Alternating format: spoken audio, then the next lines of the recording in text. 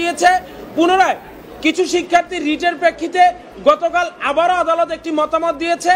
এখন অপেক্ষা, প্রথম যে মতামতটি আসলো সেটির পূর্ণাঙ্গ রায় তো আগে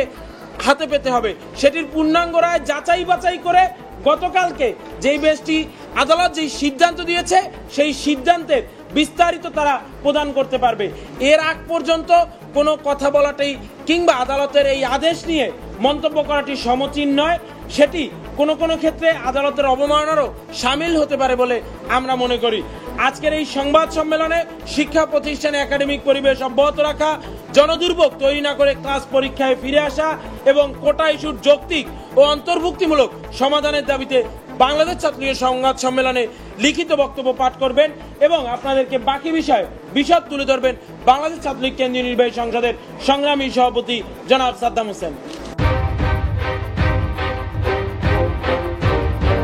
আজকে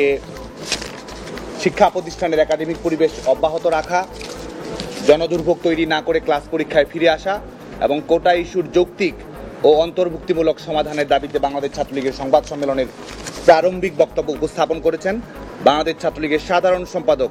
এদেশের শিক্ষার্থীদের অধিকারাদের আপসীন কণ্ঠস্বর আমার প্রিয় সহযোদ্ধা শেখ ওয়ালিয়া সিবিনান। আমাদের এখানে উপস্থিত আছেন বাংলাদেশ ছাত্রলীগ ঢাকা বিশ্ববিদ্যালয়ের সংগ্রামী সভাপতি আমার প্রিয় সহযোদ্ধা মাজহারুল কবির শয়ন, সংগ্রামী সাধারণ সম্পাদক তানভীর হাসান সৈকত, ঢাকা মহানগর উত্তর ছাত্রলীগের সংগ্রামী সভাপতি রিয়াজ মাহমুদ হৃদয়, সংগ্রামী সাধারণ সম্পাদক সাগর আহমেদ শামীম। উপস্থিত আছেন ঢাকা মহানগর দক্ষিণ শাখা ছাত্রলীগের সংগ্রামী সভাপতি রাজিবুল ইসলাম বাপি, সাধারণ সম্পাদক সজল কুণ্ড। আমাদের মাঝে বাংলাদেশ ছাত্রলীগ কেন্দ্রীয় নির্বাহী সংসদের নেতৃবৃন্দ, বিভিন্ন শিক্ষা প্রতিষ্ঠানের নেতৃবৃন্দ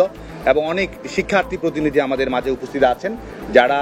আজকে যে পরিস্থিতি তৈরি হয়েছে এই পরিস্থিতি শিক্ষার্থীদের প্রকৃত বক্তব্য উপস্থাপন করার জন্য বাংলাদেশ ছাত্রলীগের কাছে ছুটে এসেছে, গণমাধ্যমের কাছে ছুটে এসেছে। প্রিয় বন্ধুগণ, আপনারা জানেন যে গত কয়েকদিন ধরে বাংলাদেশে যে পরিস্থিতি তৈরি হয়েছে এই পরিস্থিতিতে বাংলাদেশ ছাত্রলীগ অত্যন্ত দায়িত্বশীল ভূমিকা পালন করার চেষ্টা করেছে। কোনো ধরনের অনাকাঙ্ক্ষিত ঘটনা যেন না ঘটে, কোনো অনভিপ্রেত ঘটনা যেন না ঘটে, কোনো অপ্রীতিকর পরিস্থিতির উদ্ভব যেন না হয়, সে ব্যাপারে বাংলাদেশ ছাত্রলীগ সর্বোচ্চ সজাগ ছিল, সোচ্চার ছিল। এবং যে বিষয়টি নিয়ে আলোচনা এসেছে বিবদমান সেই ইস্যু নিয়ে সেটির একটি যৌক্তিক সুরাহা করার জন্য সংশ্লিষ্ট সকল পক্ষের সঙ্গে বাংলাদেশ ছাত্রলীগ সার্বক্ষণিক যোগাযোগ করেছে। কারণ এটি এমন একটি বিষয় যেই বিষয়টি আপনারা জানেন যে বিচার বিভাগের পর্যবেক্ষণের মধ্যে রয়েছে। আইনি দৃষ্টিকোণ থেকে সেটি একটি সাবজুডিস বিষয় এবং বাংলাদেশ ছাত্রলীগ সবসময় নিয়মতান্ত্রিক এবং শান্তিপূর্ণ প্রক্রিয়ায় যে কোনো বিষয়ে সুরাহা করার জন্য, সমাধান করার জন্য রাজনৈতিকভাবে, সাংগঠনিকভাবে কর্মপ্রক্রিয়ায় তৎপর থাকে। এবং আমরা বাংলাদেশের ছাত্র রাজনীতির উপায় হিসেবে মনে করি যে কোনো সমস্যা নিরসন করার সবচেয়ে স্মার্ট এবং জনদুর্ভোগ তৈরি করে না, শিক্ষা প্রতিষ্ঠানের শিক্ষার পরিবেশ স্বাভাবিক থাকে, মানুষের স্বাভাবিক জীবন প্রক্রিয়ায় কোনো ধরনের ক্ষতি না হয়, সার্বিক বিষয় বিবেচনা করে বাংলাদেশ ছাত্রলীগ কিন্তু সিদ্ধান্ত গ্রহণ করে। এবং আমরা আজকে বাংলাদেশের ছাত্র সমাজ কোটা ইস্যুতে যে বক্তব্যগুলো নিয়ে এসেছে, সাধারণ শিক্ষার্থীরা যে ধরনের যৌক্তিক কথাগুলো বলেছে, সাধারণ শিক্ষার্থীদের তরফ থেকে যে উচ্চারণগুলো এসেছে,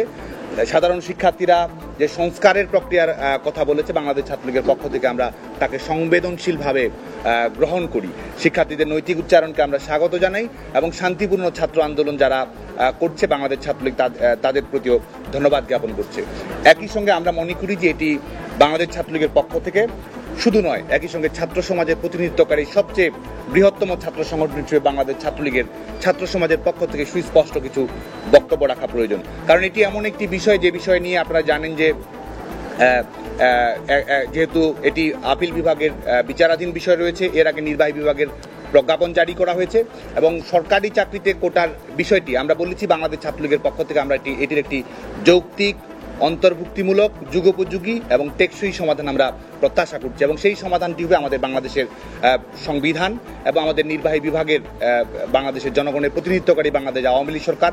বাংলাদেশের তরুণ প্রজন্মের আস্থার শেষ ঠিকানা, তরুণ প্রজন্মের হৃদয়ের স্পন্দন মাননীয় প্রধানমন্ত্রী বঙ্গবন্ধু দেশরত্ন শেখ হাসিনা যে অন্তর্ভুক্তিমূলক সমাজ ব্যবস্থা তৈরি করতে যাচ্ছেন, মুক্তিযুদ্ধের চেতনা বাস্তবায়নে আমাদের গোটা দেশকে ঐক্যবদ্ধভাবে নেতৃত্ব দিয়ে যাচ্ছেন সমস্ত ষড়যন্ত্র মোকাবেলা করে, তার আলোকেই এই সমস্যার একটি স্থায়ী সমাধান হবে বলে আমরা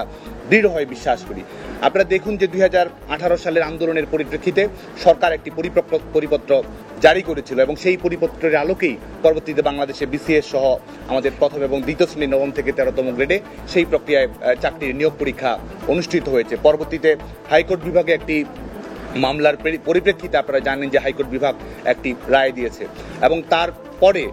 আপনারা জানেন যে সরকার পক্ষের আইনজীবীরাই কিন্তু সেটির বিরুদ্ধে আপিল করেছে এবং সরকার পক্ষের আইনজীবীরাই কিন্তু নির্বাহী বিভাগের পরিপত্রের পক্ষে কথা বলেছে এবং এটির যৌক্তিক সুরাহার জন্য আমাদের আইনজীবীরা তাদের মতামত আদালতে তুলে ধরেছে এবং সেটির পরিপ্রেক্ষিতে আমাদের বিচার বিভাগ তাদের নিজস্ব কিছু মতামত দিয়েছে। আমরা মনে করি যে এই আজকে গত কয়েকদিন ধরে যে পরিস্থিতিটি তৈরি হলো, শিক্ষার্থীরা বিশেষ করে সাধারণ শিক্ষার্থীরা অবশ্যই আমরা মনে করি যে তারা ধৈর্যের পরিচয় দিয়েছে, কিন্তু যারা বিশেষ করে যে প্রবণতাটি রয়েছে সাধারণ শিক্ষার্থীদের আবেগ অনুভূতিকে ব্যবহার করার, সে জায়গায় বাংলাদেশ ছাত্রলীগের কিছু প্রশ্ন রয়েছে, যেটি আইনগত প্রক্রিয়াতেই সমাধানের দিকে যাচ্ছিল। বিচার বিভাগের স্বাধীনতা এবং আমাদের রাষ্ট্রের যে তিনটি পৃথক অঙ্গ তার প্রতি স্বাতন্ত্রীকরণের প্রতি আমাদের বাংলাদেশের নাগরিকদের, সুনাগরিকদের যে সম্মান রয়েছে, সেটিকে প্রশ্নবিদ্ধ করে এমন কোনো কর্মকাণ্ডে কারো যাওয়াকে আমরা সাধুবাদযোগ্য বলে মনে করি না। সে কারণেই এই বিদ্যমান সমস্যাটির একটি আইনগত সমাধানের সুস্পষ্ট দরজা উন্মুক্ত থাকা সত্ত্বেও আমরা মনে করি যে ভিন্ন কোনো পন্থা অবলম্বন করা আমাদের তরুণ প্রজন্মের জন্য আশা জাগা নেওয়া নয় এবং যেটি আদালতের মাধ্যমে সমাধান হচ্ছিল এবং বর্তমান সময়েও যেখানে নির্বাহী বিভাগের পরিপত্র জারি রয়েছে, যেখানে এর আগে 2018 সালের